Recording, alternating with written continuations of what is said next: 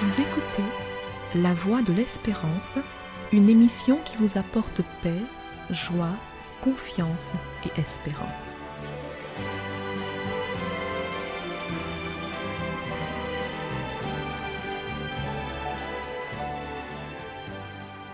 Bonjour la Guyane et bonjour à tous depuis la Guyane.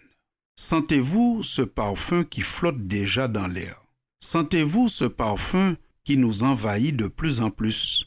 Je veux parler du parfum des vacances. Ça y est, nous sommes au début du mois de juillet et les grandes vacances commencent, les vacances d'été, comme on dit ailleurs. Ici donc, nous comprenons que nous allons commencer une période où nous allons pour beaucoup changer d'activité, avoir un autre rythme de vie, voyager, faire de nouvelles rencontres et bien sûr découvrir de nouvelles réalités. Cependant, tous ces changements ne devront pas nous faire oublier un aspect de notre vie qui doit demeurer constant, c'est-à-dire nos relations familiales, notre manière de faire famille. C'est pourquoi l'équipe de la Voix de l'Espérance se propose de vous entretenir pendant les 2 mois de juillet et d'août sur les relations familiales selon la Bible. Notre premier sujet aujourd'hui sera de constater que le meilleur indicateur de notre christianisme, c'est la manière dont nous traitons les membres de notre famille. En effet, Dieu dit à plusieurs reprises dans la Bible que la manière de traiter les membres de notre famille est hyper importante. Lisons, pour commencer, dans le livre du Lévitique au chapitre 19. À partir du verset 1er, l'Éternel parla à Moïse et dit « Parle à toute l'assemblée des enfants d'Israël, et tu leur diras, soyez saints, car je suis saint, moi l'Éternel votre Dieu. Chacun de vous respectera sa mère et son père, et observera mes sabbats. Je suis l'Éternel votre Dieu. » Fin de citation. Cette lecture nous apporte plusieurs informations importantes. D'abord, Dieu se présente dans sa nature même et il se présente comme étant le Dieu saint. Dieu n'est pas seulement bon, il n'est pas seulement amour, il n'est pas seulement justice, mais il est aussi saint. Et il appelle ceux qui marchent à sa suite à être eux aussi saints. Mais ce qui nous étonne le plus, c'est que Dieu fait apparaître une notion importante, qui est le fait de nous faire savoir que la manière dont nous traitons les membres de notre famille est le premier indicateur de notre sainteté. Chacun de vous respectera sa mère et son père et observera mes sabbats est le premier point que Dieu mentionne après avoir appelé ses enfants à la sainteté. En effet, lorsqu'on observe le sabbat, c'est du temps de qualité qu'on passe en famille. Prendre soin de sa famille est donc une nécessité, voire même une obligation. On pourrait aussi dire une conséquence logique de celui qui est vraiment en relation avec Dieu. Si quelqu'un abuse des membres de sa famille, maltraite les membres de sa famille, il ne peut en aucun cas se prétendre être un disciple du Christ. En effet, nous lisons un peu plus loin dans la Bible, dans la première épître que Paul adresse à Timothée au chapitre 5, si quelqu'un n'a pas soin des siens, c'est-à-dire principalement de ceux de sa famille, il a renié la foi et il est pire qu'un infidèle.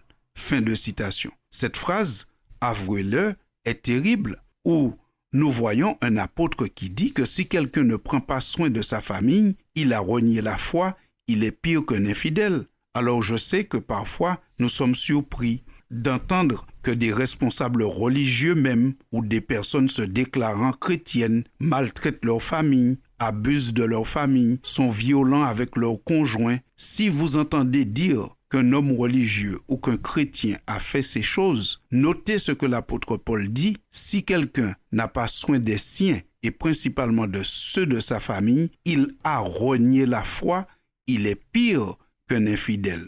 Oui, ça arrive que certaines personnes qui prétendent appartenir au Christ aient des comportements tout à fait déviants avec les membres de leur famille. Mais il ne faut pas, à ce moment-là, penser que c'est ça la pensée chrétienne. La pensée chrétienne est tout autre, parce que Dans la pensée chrétienne, nous pensons qu'une famille où règne l'ordre, l'amour, la discipline est davantage en faveur de la religion chrétienne que tous les sermons qui peuvent être prononcés. C'est pour cela que Jésus a dit, « Ce ne sont pas tous ceux qui disent « Seigneur, Seigneur » qui iront dans mon royaume. C'est d'abord ceux qui traitent bien les membres de leur famille qui sont prétendants au royaume de Dieu. » Nous avons un autre exemple à vous proposer dans la Bible. Il s'agit de la vocation du prophète Élisée.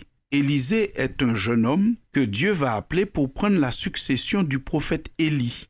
Il vit encore chez ses parents. Il travaille dans la ferme de ses parents. Et un jour, Élie le rencontre et lui dit, « Écoute, tu es celui que Dieu a choisi pour me remplacer. » Élie va faire un geste symbolique en jetant sur son épaule un manteau qui est le signe que c'est toi qui prends la relève. Élisée réagit en disant ceci, « Laisse-moi embrasser mon père et ma mère, et je te suivrai. » Élie lui répondit, « Va et reviens, car pense à ce que je t'ai fait. » Fin de citation. Vous trouverez cette histoire dans la Bible, au premier livre des rois, au chapitre 19, à partir du verset 19.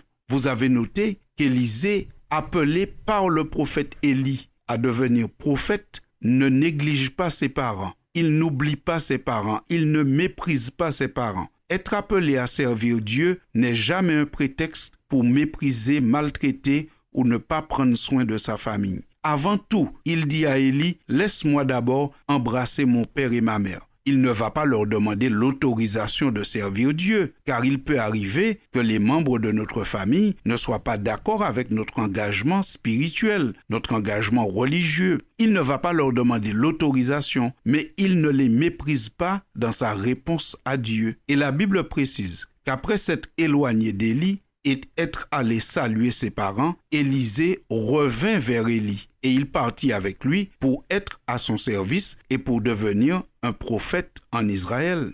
Ceci nous rappelle qu'il y a un équilibre à respecter entre servir Dieu et servir notre famille, entre servir Dieu et honorer ses parents. Jésus est celui qui, par excellence, nous montre cet équilibre. Il ne se détourne pas de son ministère à cause des incompréhensions de sa famille. Cependant, il a toujours eu soin de sa famille, même durant son ministère. Jésus, l'une des dernières choses qu'il a pu faire, que l'évangéliste Jean nous raconte, c'est que même cloué sur la croix, il a eu soin de confier sa mère à Jean, un des disciples qui devait veiller sur elle. Chers amis auditeurs, vous sentez certainement le parfum des vacances. Vous sentez certainement ce parfum de liberté qui flotte dans l'air. Mais que tout cela ne nous fasse pas oublier le plus important, notre famille. Prendre soin des gens de sa famille est le premier signe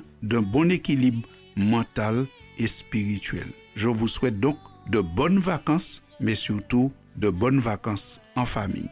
À bientôt, chers auditeurs.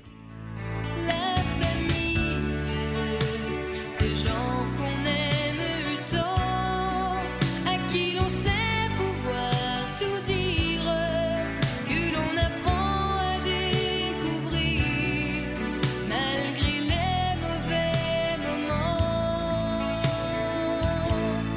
Ma famille, je le dis, je le crois, c'est elle qui sait me soutenir, me consoler, m'aider, m'instruire. Ma famille,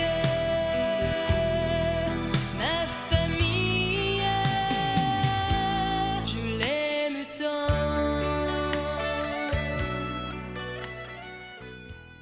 C'était La Voix de l'Espérance, une émission préparée par l'Église adventiste du 7e jour.